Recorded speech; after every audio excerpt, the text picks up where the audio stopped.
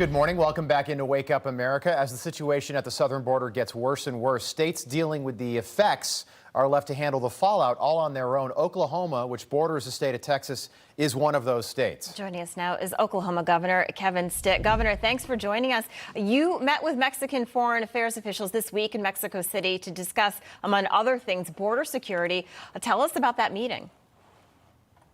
Yeah, well, first off, I'd like to remind Americans that this is not about immigration. I mean, we've got a great Hispanic community in Oklahoma. This is about border security. Know who's coming into our border. We're protecting our communities. You know, fentanyl deaths have gone up over 1,000% in Oklahoma.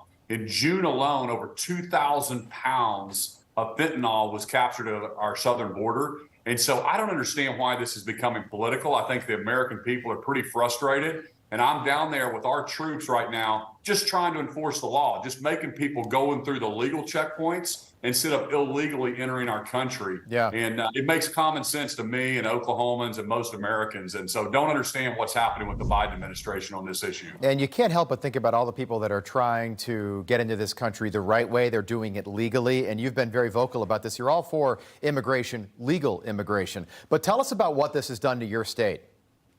Yeah, well, first off, you know, to put it in perspective, we had 46 fentanyl deaths in Oklahoma in 2019. We had over 600 in 2022. Wow. So we're seeing this exponential growth in fentanyl that's hitting our state. All of our law enforcement is letting me know where it's coming in. And so I have an obligation and a duty to protect the citizens of Oklahoma. And that's exactly what the Republican governors are doing right now at the southern border in support of Governor Abbott. And really, there's 29 points of entry. All we're doing is telling folks that you have to go through the legal way, and we're protecting that border. And really, we don't understand why the policy's changed. If you want to come legally to our country, there's a right way to do it, and we need to reinstitute the Remain in Mexico policy during the Trump era that we had in place because Biden canceled that day one in office, and that's created this mass migration now into our country. It's overwhelming our southern border, and you're seeing it all across our country. Yeah, because the policies were working. It's so interesting to see that there's governors from other states that have to go help Governor Abbott when really he needs federal help, and he's not seeing that. Back in June, you sent 50 members of the National Guard to help defend the Texas border. That mission ends this month. What's next? Well, you know, we're obviously in communication with Governor Abbott, and we want to continue to protect Oklahomans and help where we can. And so I think there's about 16 governors that are rotating troops down there in relief of the Texas National Guard. What's really weird to us, I went down there to see it for myself. So there's a border wall in certain areas in Del Rio and Eagle Pass.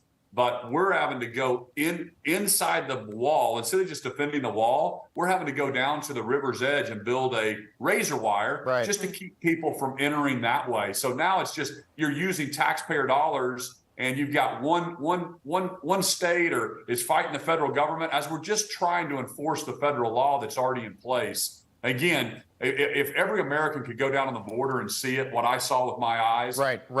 It's pretty easy what to do and how to make this. So that's a great point, Governor. Just because, this has been a not in my backyard argument for as long as we've had a sovereign nation. Which, by the way, if you don't have a secure border, you don't have a sovereign nation. We have been for 240 plus years.